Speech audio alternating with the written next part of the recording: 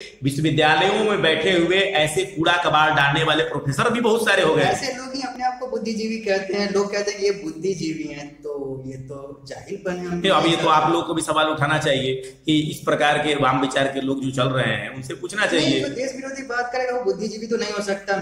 मेरा चैनल तो कहता है ये लोग जाहिल हैं, सीधी बात। बिल्कुल बिल्कुल। और देश की जनता। वंचक नमस्कार, मैं वंचक आतंकवादी द मोहित श्रीवास्तव आप सभी लोग का स्वागत करता हूं आतंक समाचार के साक्षात्कार कार्यक्रम में। इस साक्षात्कार का विषय है अखिल भारतीय विद्यार्थी परिषद और भारत, और मेरे साथ बात करने के लिए हैं दुनिया के सबसे बड़े छात्र संगठन अखिल भारतीय विद्यार्थी परिषद के भारत देश के बिहार प्रदेश के सह संगठन मंत्री श्री अजीत उपाध्याय जी। मैंने श्री अजीत उपाध्याय जी का यह साक्षात्कार अक्टूबर 2019 में लिया था और लगभग 1 घंटे 45 मिनट यानी पौने 2 घंटे चले इस साक्षात्कार में मैंने उनसे अलग अलग मुद्दों पे बात की, अलग अलग विषयों पे बात की, जैसे अखिल भारतीय विद्यार्थी परिषद क्या है, शिक्षा में अखिल भारतीय विद्यार्थी परिषद का क्या योगदान है, धारा 370 पे क्या कहना है, देशभक्ति पे क्या विचारधारा अखिल भारतीय विद्यार्थी परिषद रखती है, और भी अलग अलग मुद्दे। मैंने यह साक्षात्कार अखिल भारतीय विद्यार्थी परिषद के मुजफ्फरपुर कार्यालय में लिया था और लगभग पौने 2 घंटे चले इस साक्षात्कार को मैं आपके समक्ष, आपके सामने अलग अलग टुकड़ों में अलग अलग विषयों के आधार पे पेश करना चाहता हूँ। चौथा विषय, अखिल भारतीय विद्यार्थी परिषद का बौद्धिक आतंकवाद पर क्या विचार है। बात आती है जेएनयू की, एक बहुत बड़ा मुद्दा 2016 में हाईलाइट हुआ, एक बहुत बड़ा मुद्दा जिसको बहुत सारे लोगों ने बोला कि ये डॉक्टर वीडियो है, जिसको हैदराबाद के सेंट्रल लैब ने, फॉरेंसिक लैब ने उसको सत्यापित कर दिया कि इसमें कोई गलती नहीं है। और हैदराबाद के सेंट्रल यूनिवर्सिटी की बात कर लें या फिर पुणे के फिल्म इंस्टीट्यूट की बात कर लें, जादवपुर यूनिवर्सिटी की बात कर लें, यहाँ पे क्या हो रहा है, आपकी नज़र से क्या हो रहा है? देखिए, मैं आपको एक बात बताता हूँ। जब व्यवस्थाएं बदलती हैं, पूरे देश भर में भ्रष्टाचार का माहौल था। भ्रष्टाचार के विरुद्ध विद्यार्थी परिषद ने यूथ अगेंस्ट करप्शन बनाया और यूथ अगेंस्ट करप्शन के माध्यम से पूरे देश भर में भ्रष्टाचार विरोधी आंदोलन खड़ा किया, और उस आंदोलन के कारण जो भ्रष्टाचारी लोग थे वो सत्ता से दूर हुए। ठीक है, तो उनके भ्रष्टाचारी लोग के सत्ता से दूर होने के कारण और भी प्रकार के जो आर्थिक भ्रष्टाचार के अलावा और भी शैक्षणिक भ्रष्टाचार थे। हमारे देश के विरुद्ध बातें करने वाला वो भी एक भ्रष्टाचार है। कोई भी आचार जो भ्रष्ट हो, गलत हो, आचरण हो, वो भ्रष्टाचार कहलाता है। तो जवाहरलाल नेहरू विश्वविद्यालय में 2010 में भी, जैसे हमारे छत्तीसगढ़ में जब नक्सली हमले में हमारे 72 जवान अपने बलिदान हो गए, वीर गति को प्राप्त हो गए थे, उनका बलिदान हो गया था, तो उस समय जवाहरलाल नेहरू विश्वविद्यालय में खुशियां मनाई गई थी। तो 2010 में वो विषय विद्यार्थी परिषद ने उस समय भी उठाया था, उस समय भी विरोध किया था, लेकिन उस समय यह मुद्दा हाईलाइट नहीं हो पाया। क्यों? क्योंकि उस समय व्यवस्थाएं देश की हमारे विचारधारा के विपरीत थी। मतलब भारत के विचारधारा के विपरीत थी। नहीं, भारत की विचारधारा का नहीं कह रहा हूं मैं।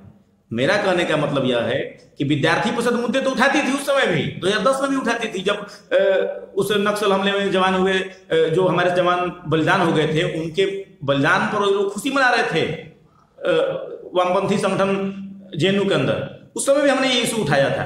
लेकिन उस समय न मीडिया के लोगों ने हाईलाइट किया, न किसी ने हाईलाइट किया, और वही मुद्दा दब के रह जाता तो मेरा कहना है कि आपने देश हित में इशू उठाया, लेकिन उस समय के तत्कालीन सरकार ने उसको दबा दिया, हाईलाइट नहीं होने दिया। मतलब आपने भारत की बात की और वो भारत विरोधी लोगों का साथ दे गए। बिल्कुल साथ दे गए, यही कहना। हाँ, और शिक्षा व्यवस्था में शुरू से ही 1960 के दशक से अगर आप बात करें तो पूरे सत्ता व्यवस्था जो है वो कांग्रेस की सरकार में रही है। लेकिन कांग्रेस के साथ साथ जो वाम संगठन है उन्होंने शिक्षा व्यवस्था पर कब्जा कर लिया। कांग्रेस और इनमें एक ऐसा मिला जुला गठबंधन था कि ठीक है, सारी व्यवस्थाएं आपके हाथ में, शिक्षा व्यवस्था वाम संगठनों के हाथ में।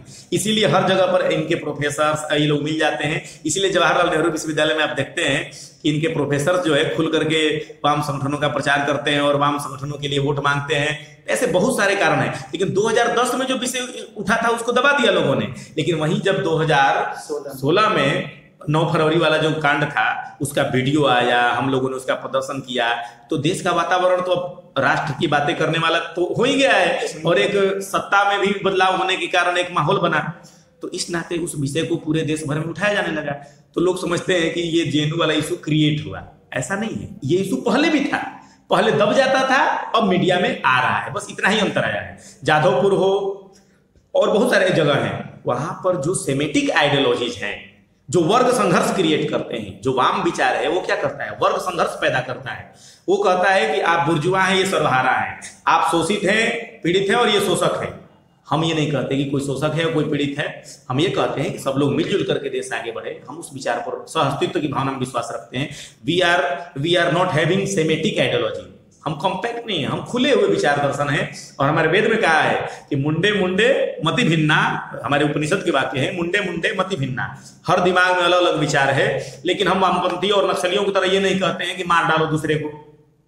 मुंडे मुंडे मति भिन्ना है तो हम कहते हैं वादे वादे जायते तत्व बोध, आपस में विचार विमर्श करने से तत्व का बोध होता है, एक मौलिक बात निकल करके सामने आती है। यह भारत का दर्शन है और यही विद्यार्थी परिषद का भी दर्शन है। तो बहुत सारे लोग इसको अभिव्यक्ति की आजादी से क्यों जोड़ देते हैं? आप लोग कहते हैं कि यहाँ पे अभिव्यक्ति की आजादी का हनन हो रहा है।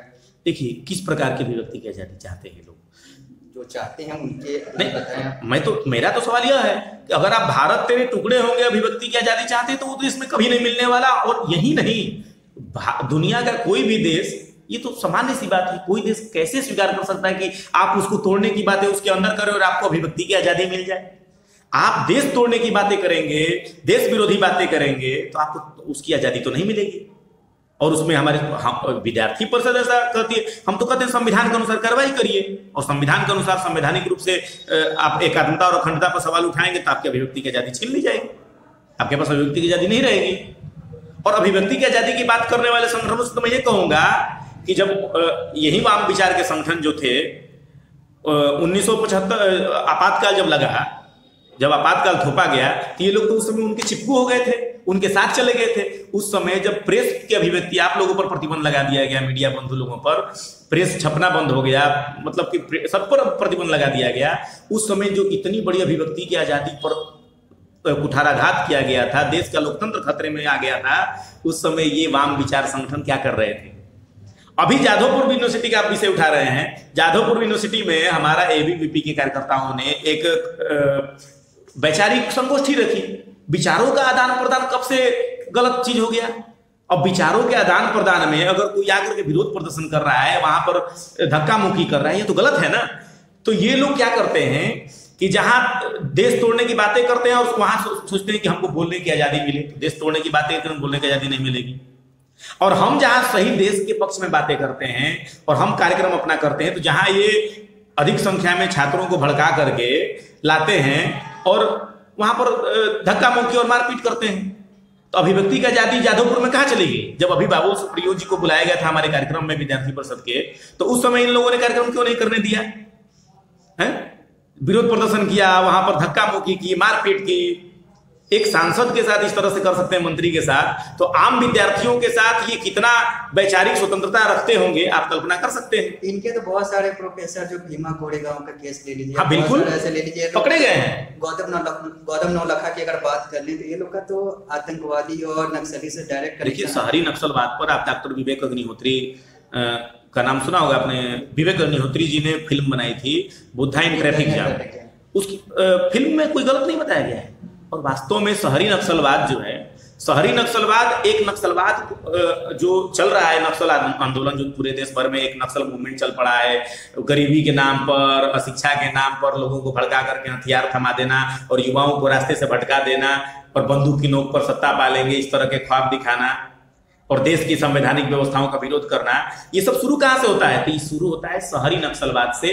विश्वविद्यालयों में बैठे हुए ऐसे कूड़ा कबाड़ डालने वाले प्रोफेसर भी बहुत सारे हो गए। ऐसे लोग ही अपने आप को बुद्धिजीवी कहते हैं। लोग कहते हैं कि ये बुद्धिजीवी हैं, तो ये तो जाहिल बने। अब ये तो आप लोग को भी सवाल उठाना चाहिए कि इस प्रकार के वाम विचार के लोग जो चल रहे हैं उनसे पूछना चाहिए। जो देश विरोधी बात करेगा वो बुद्धिजीवी तो नहीं हो सकता। मेरा चैनल तो कहता है ये लोग जाहिल हैं, सीधी बात। बिल्कुल बिल्कुल। और देश की जनता ने भी अपना जनादेश देकर ये बता दिया है कि देश की जनता किसके साथ। बिल्कुल, हम आपकी बात से एकदम सहमत हैं। विचारधारा तो है अपनी जगह पे, जहां पर आपने बात की वाम विचारधारा की, कम्युनिस्ट की, साम्यवाद की बात की, इन्होंने तो पूरे इतिहास को खराब कर दिया, ऐसा बहुत सारे मीडिया रिपोर्ट में या बहुत सारे लोग ऐसा कहते हैं कि इन्होंने अपना इतिहास ही खराब कर दिया, भारत के इतिहास को खराब कर दिया। अकबर को इन्होंने द ग्रेट अकबर बना दिया, अकबर महान बना दिया। लेकिन सावरकर जी की बात करें, वीर सावरकर की बात करें या पोरस की बात करें, इन्होंने उनको वो स्थान ही नहीं दिया। तो क्या आपको नहीं लगता कि भारत के इस इतिहास में एक बदलाव होना चाहिए? देखिए, इतिहास पुनर्लेखन का होना ही चाहिए। जहाँ जहाँ इतिहास में गलत बातें लिखी गई हैं उसमें बदलाव होना चाहिए। और इतिहास वास्तव में कैसा होना चाहिए, इतिहास हमारा जो है वो तो सही जो था उसको तो लिखना ही चाहिए, लेकिन हमारा प्रस्तुतिकरण का तरीका कैसा है, हमारे गौरवपूर्ण इतिहास को हमसे छुपाया जा रहा है। आपको 2-3 नाम लूंगा, शायद ही आप जानते होंगे। आपने कर्विका की राजकुमारी का नाम नहीं सुना होगा। क्यों नहीं सुना? क्योंकि भारत के इतिहास में इसका वर्णन नहीं है, लेकिन वहीं ग्रीस के मैसिडोनिया नाम के ग्रंथ में इसका वर्णन पाया जाता है कि एक भारत में आज से 2300 साल पहले कठगढ़ राज्य था। कठगढ़ राज्य की राजकुमारी कर्विका थी और राजकुमारी कर्विका ने चंडी सेना बनाई और उस समय सिकंदर की सेना को इन्होंने हराया। 1.5 लाख की सेना से 8,000 की सेना कैसे लड़ती है और कैसे हराती है, इसका इतिहास, गौरवशाली इतिहास क्यों छुपाया गया? और मैसिडोनिया के ग्रंथ में है उसका वर्णन और हमारे यहाँ नहीं है। ये तो बहुत बड़ी विडंबना है। ऐसे एक उदाहरण मैं दे रहा हूं, ऐसे बहुत सारे उदाहरण आपको मिल जाएंगे जहां इतिहास के साथ खिलवाड़ किया गया है, जहां जहां गौरवशाली अतीत हमारा है उससे हमको काटा गया है।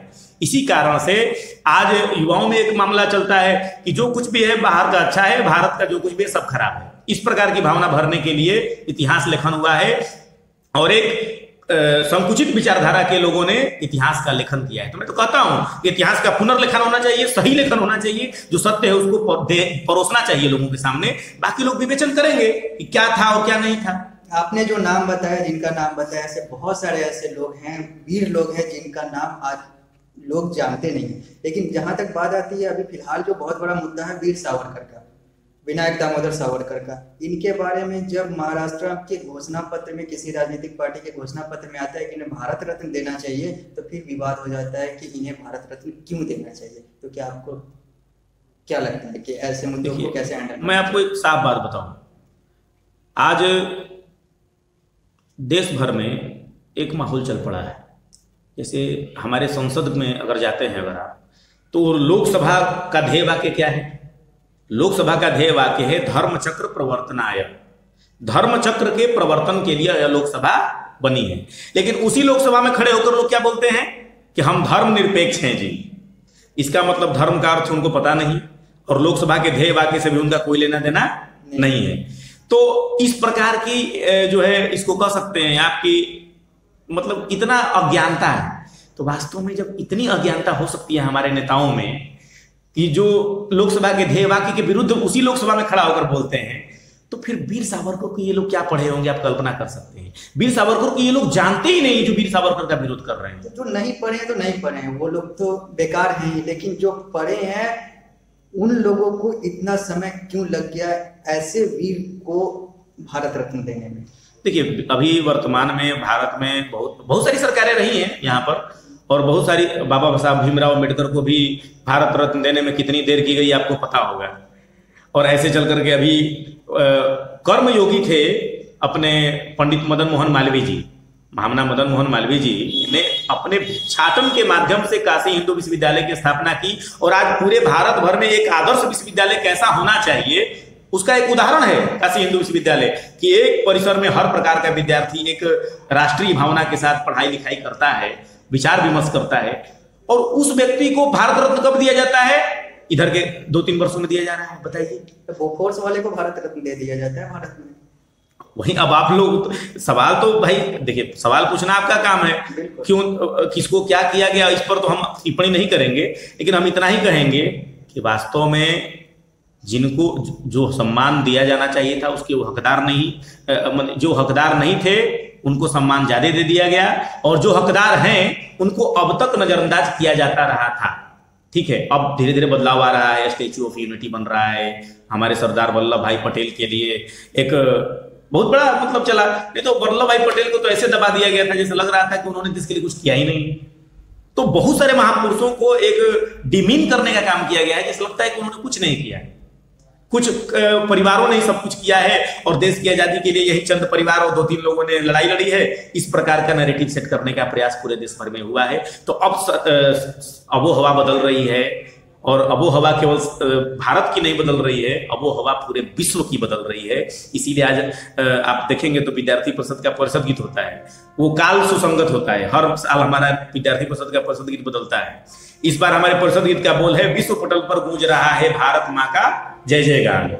ये हमारे परिषद गीत का बोल है। मतलब कि आज पूरे विश्व भर में बदलाव आ रहा है, भारत की तूती हर जगह बोल रही है।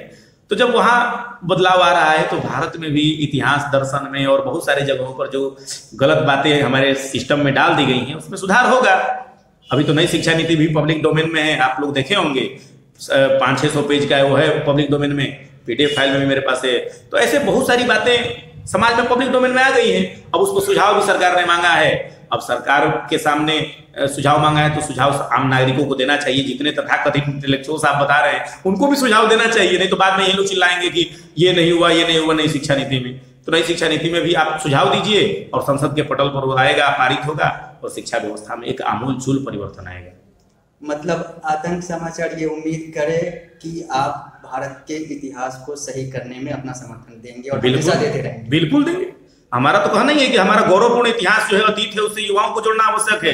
गौरवशाली अतीत से युवा जुड़ेगा तो अपनी संस्कृति से जुड़ेगा और संस्कृति से जुड़ेगा तो हमारी संस्कृति वसुधैव कुटुंबकम, मानव मात्र के कल्याण की बात करती है, प्राणी मात्र के कल्याण की बात करती है और संपूर्ण संसार में सह अस्तित्व की भावना को स्थापित करने में हमारी संस्कृति सहयोग करती है। तो हमारी संस्कृति से अगर युवा जुड़ता है तो निश्चित तौर पर पूरे विश्व में शांति और कल्याण का मार्ग प्रशस्त करेगा।